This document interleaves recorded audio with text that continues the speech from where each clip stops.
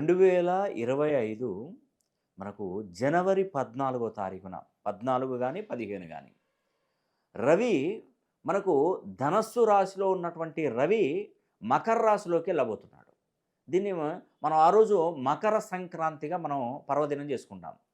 ఈ మకర సంక్రాంతి పర్వదినము నుండి ధనస్సు రాశి, తులారాశి, కన్యా రాశి, మిథున రాశి ఈ 4 రాశులలో ట్రైన్ ఇప్పటి వరకు పట్టాల మీద రెడీగా ఉందండి.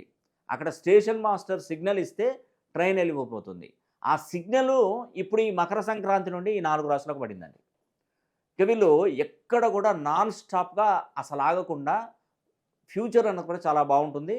ఉద్యోగ విషయంలో ప్రమోషన్స్ వస్తాయి. వివాహాలు అద్భుతమైనటువంటి వివాహాలు జరుగుతాయి.